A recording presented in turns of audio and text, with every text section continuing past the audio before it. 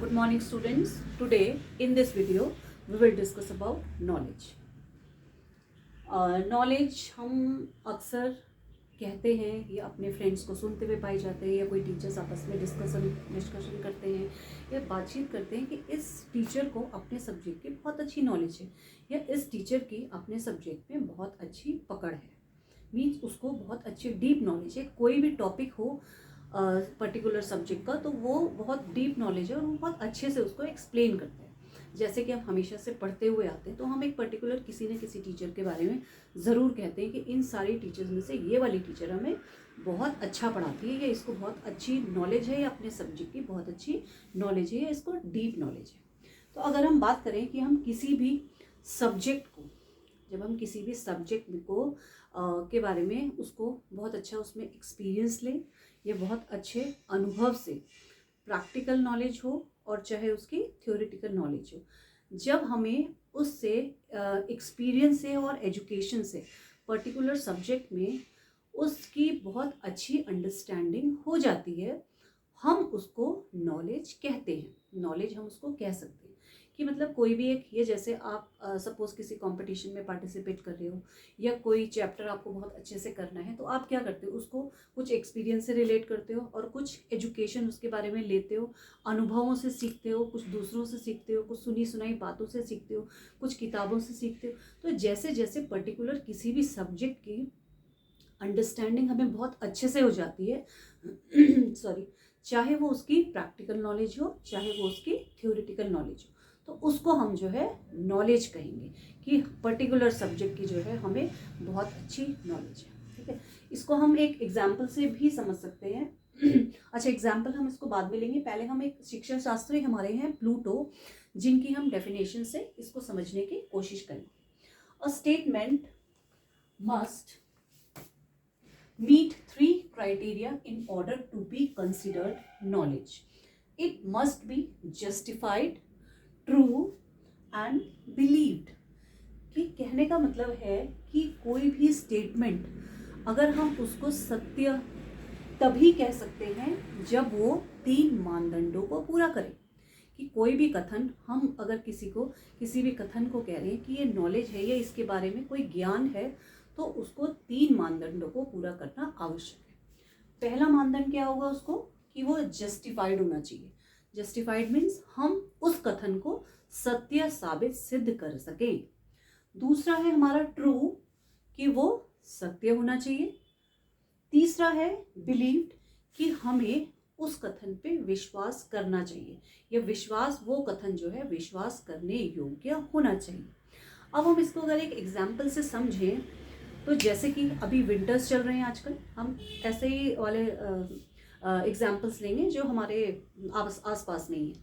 कि जैसे कि अगर हम किसी बच्चे से पूछें या किसी स्टूडेंट से हम ये पूछें कि सबसे ज़्यादा सर्दी या सबसे ज़्यादा गर्मी कौन से मौसम में पड़ती है।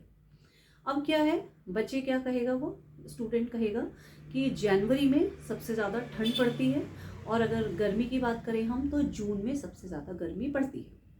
अब क्या है ये कथन, अब इस कथन को क्या है, अब अगर हम ये कथन लें, अब इसको हम सिद्ध करना चाहें तो हम इसको सिद्ध कैसे करेंगे। हर साल एक्सपीरियंस्ड है, तो हम जितने साल के हमें, या स्टूडेंट वो जितने साल का है, आप उससे ये क्वेश्चन भी करेंगे तो वो हर साल एक्सपीरियंस करता है।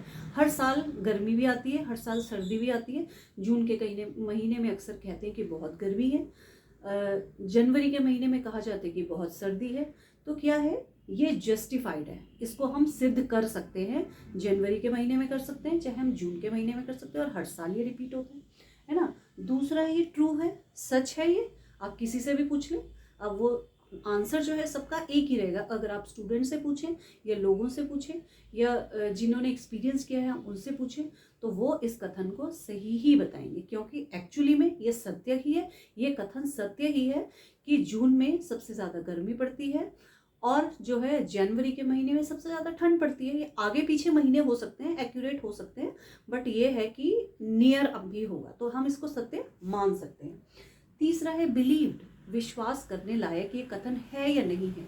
तो ये बिल्कुल विश्वास करने लायक है। आप किसी को भी बोलें कि जनवरी में जो है अगर आप कहीं जा रहे हैं, कहीं बाहर जा रहे हैं या हिल एरिया में कहीं जा रहे हैं, तो आप अच्छे से जैकेट्स वगैरह या कवर्ड करने के लिए कुछ अच्छे कपड़े लेके जाएं, क्योंकि जनवरी में जो है बहुत ज़्यादा ठंड भी पड़ती है, बहुत ज़्यादा स्नोफॉल भी हो सकता है, स्नोफॉल भी हो सकता है और बारिश भी आ सकती है। तो ये विश्वसनीय है, ये कथन विश्वास, इस कथन पर विश्वास किया जा सकता है।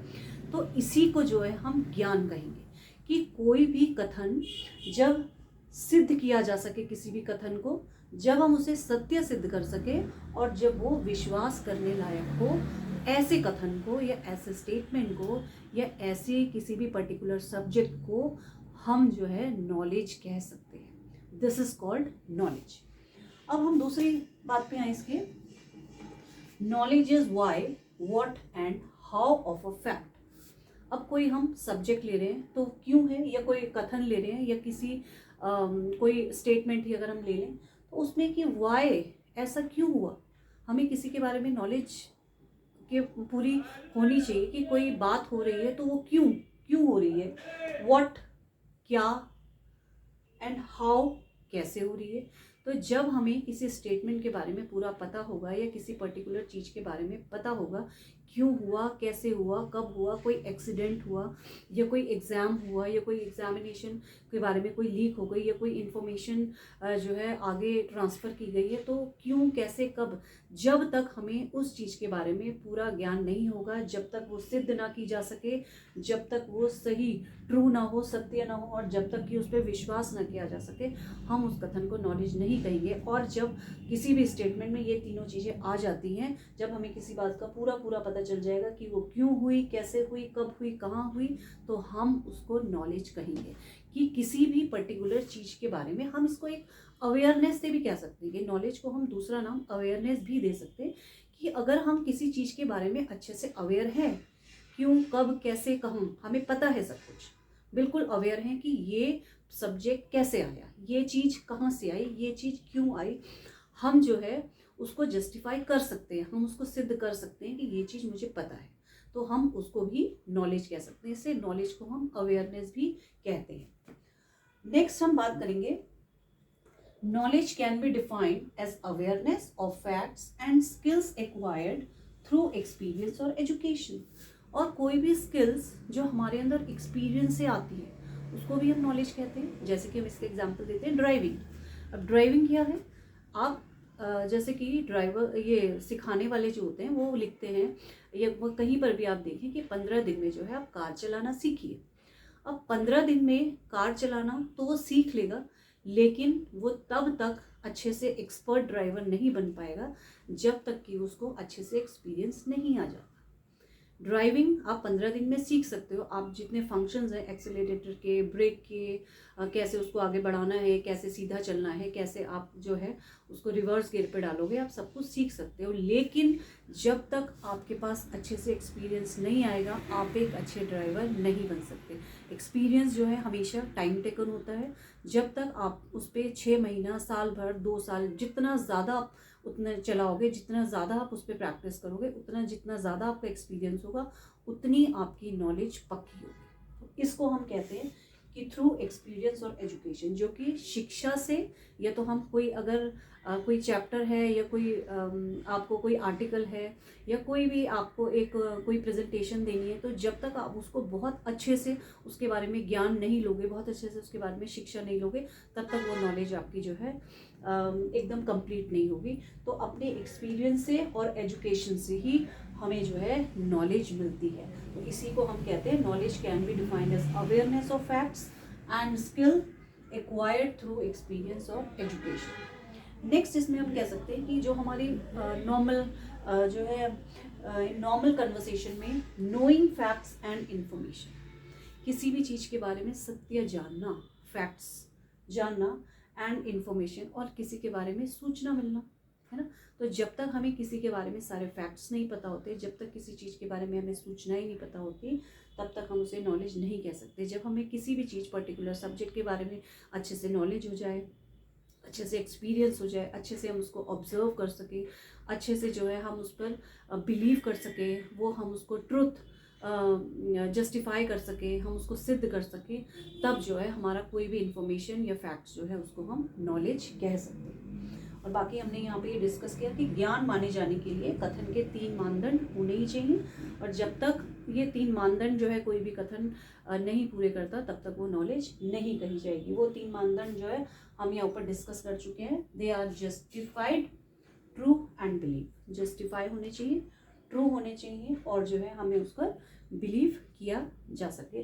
तो ऐसे जो है हमारा ये ट्रूथ, इसको हम जो है नॉलेज कहेंगे। नॉलेज की हमारे पास बहुत सारे टाइप्स भी हैं, डिफरेंट टाइप्स की नॉलेज है। जैसे कि हमारे पास पर्सनल नॉलेज है, प्रायोरी नॉलेज है, एक्सपीरियंस नॉलेज है, एक्सप्लिसिट नॉलेज है, टेसिट नॉलेज है, प्रायोरी नॉलेज है। इसी टाइप की हमारे पास बहुत सारी नॉलेज है, जिसको कि हम अलग अलग ग्रुप्स में भी डिस्कस कर सकते हैं।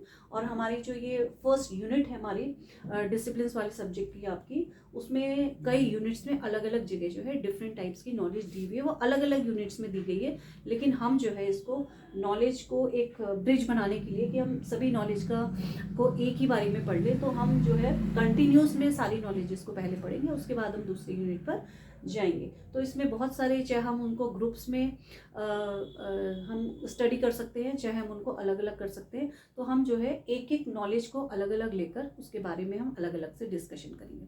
तो इस वाली वीडियो में हम केवल इसके मीनिंग्स को ही डिस्कस किया हमने, नॉलेज के कि what do you mean by knowledge, और इसके टाइप्स को जो है हम अगली वाली वीडियो में डिस्कस करेंगे। Thank you.